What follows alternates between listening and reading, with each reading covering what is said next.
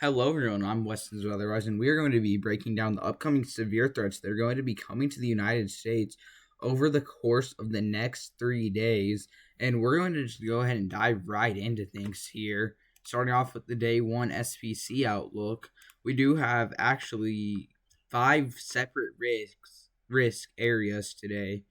We have one out here on the East Coast extending into Tennessee and Kentucky, one in extreme southern Florida, one here in Colorado and New Mexico, one up here in Montana, Idaho, and Wyoming. And then our greatest risk is centered down here in Texas with a slight risk. This is a level 2 out of 5 by the Storm Prediction Center. And a brief tornado or two is going to be possible today. And I would not even rule out a strong tornado today back here in Texas if a storm is able to stay discreet. So we're going to keep an eye on that. We do have a 15% non-hatch damaging wind outlook, and we do have a 15% hatched hail risk. This would be for any hailstones to exceed 2 inches in diameter, so make sure your vehicles are parked under at least something to keep them safe, as damage to vehicles and shelter is likely. Moving on to tomorrow, we do have a pretty large slight risk of severe weather outlined by the Storm Prediction Center, as you can tell here. We do have it extending all the way from portions of Minnesota back through portions of the Texas Panhandle. And when we go ahead and look at this real fast, the tornado risk, you may think, oh yeah, I know where the tornado risk is. It's back there in Oklahoma and Kansas. Along with Texas, no. It is in Kansas, but far northwestern Kansas, but it's across Nebraska, Colorado, and Kansas, and that is a bit surprising to me, as I do think we do have the best chance for a tornado. It is going to come out of this area right in here. So I'm surprised that we have this here, and I feel we probably should then, if we're going to keep that, have a 2% like that. But the Storm Prediction Center are the experts. They must know something that we don't. So that is their outlook. There's the wind outlook and hail, both 15% non-hatch. Moving on to Tuesday. This is the day that a lot of people have their eyes on, and I have my eyes on too, as this definitely has a chance to be a severe weather outbreak for sure. We have a risk extending from North Texas, or slight risk, I should say, extending from North Texas into parts of southern and central Wisconsin, and all the way back up from Canada, all the way back into portions of central Texas is where we have that marginal risk in play. And I do think we are going to get a pretty slim enhanced risk across here for damaging winds and large hail. We may see a 10% non-hatch tornado risk, but not sure. But I do think storm mode is going to be a lot more supercellular to the south of this line, and anywhere to the north it's going to be more linear. I do think the greatest tornado risk is going to come out of Texas, Oklahoma, Kansas, and parts of southern Missouri. Southwestern Missouri, I should say, and western Missouri. Moving on to what radar could look like today here in Texas, we see storms are going to fire around 4 or 5 o'clock, and they're going to go up fast. And any storm that stays discreet, and keep in mind these storms are firing to the west of Dallas-Fort Worth, and that is a big population area right there. So we ought to keep an eye on that. And if those storms are able to stay discreet for about that hour or two, I do think they could drop a strong tornado before they die off. And why I think that is there's a decent amount of CAPE today. We do have our significant tornado parameter. It's low, but we're going to keep an eye on it. So definitely going to watch it. Let's see if we look at the hail swaths. You can tell it's not picking up on a ton of hail, but it does pick up on around an inch. So going to keep that close eye there. Moving on to the eastern coast, you can tell storms are going to fire here in portions of North Carolina and Tennessee today. And I don't think these are going to be long-lived. Now, we can't rule out maybe an isolated tornado. Significant tornado parameter values, it's there, but it's extremely low. So we'll keep an eye on it, but I don't think anything too crazy is going to happen today.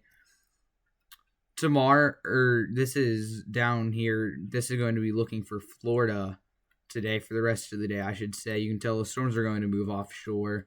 And we do actually have to watch for that isolated tornado risk because it's Florida. So, going to keep an eye on that, but I don't think anything too crazy will happen. Now, let's go ahead and pull the HRRR back up and move up here to the northwest. So today, the HRRR in the northwest on 16Z, because 17Z is not rendered in fully. We can see storms are going to go up, and I would not be surprised here at first, actually, if we do see a isolated tornado develop. But as we move forward, the tornado risk is still going to be there. It's just going to be extremely low. So I do actually think a tornado is going to be possible. So we're going to keep our eye on it. And if we go and head now to the NAM NST model and Midwest, because it does show back here into Oklahoma, and that is kind of where we need. So go and back it up. So this is today. Now this is tomorrow. You can tell pretty calm. But I'm going to stop it right here on Tuesday.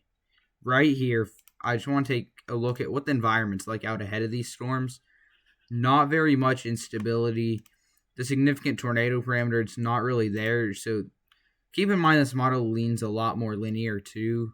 So here we are moving farther along into Tuesday. We are going to be seeing some supercells go up back here in Kansas and Oklahoma and converge into a line potentially. As I do think if this happens here, I do think back here in Oklahoma, there is still a chance that we have a lot more supercellular storm mode and a strong tornado risk could evolve. But if this happens, we are watching some winds that could exceed 85 miles an hour. So we are going to keep an eye on that. If we go and look at the significant tornado parameter value, you can tell it has grown a lot as those storms are going to push through. And we do actually have a decent amount of instability. So we are going to have to keep a very close eye on this, as we could be watching a QLCS tornado threat or even a strong tornado threat if we do see more discrete cells. Moving on to the GFS and what it's thinking is going to happen here.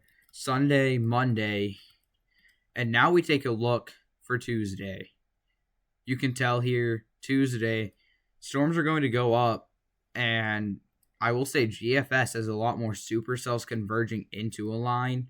So we're going to have to keep an eye on that, as the GFS, obviously it's not the best to be kind of short range, but we're kind of in that mid range right now, so I'm okay using it to kind of forecast. But you can tell a decent amount of instability. If we take a sounding here in Missouri, take one back here in eastern Oklahoma, and then central Oklahoma.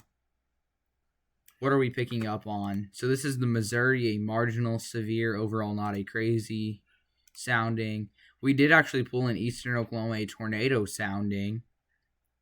Only hail up to 1 inch, so does not look too crazy, but things can definitely change as we get models like the HRRR to come in. So we're going to keep an eye. We do have 2 analogs for 2-inch hail. So obviously we're going to keep you updated as we get the newest data in.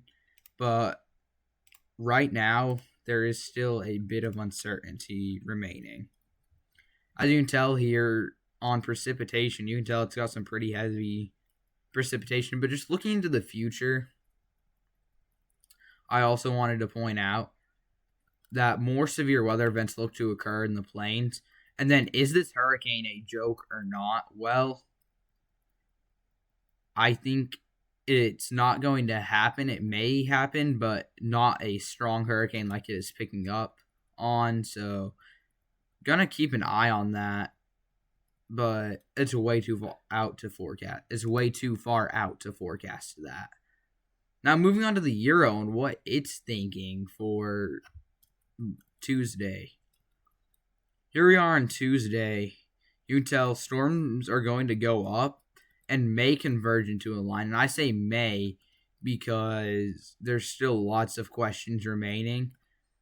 And I know a lot of people are saying that this could be a derecho, and others are saying it's not. I'm leaning towards non-derecho, but there is going to be the chance, because this is going to be riding along a cold front, and obviously this is a long enough line of storms. If it were to get going and produce those 75-mile-an-hour winds, yeah, this definitely could get classified as a derecho. But the cold front is moving extremely slow, and now if this cold front is able to speed up behind it, I do think a derecho is possible.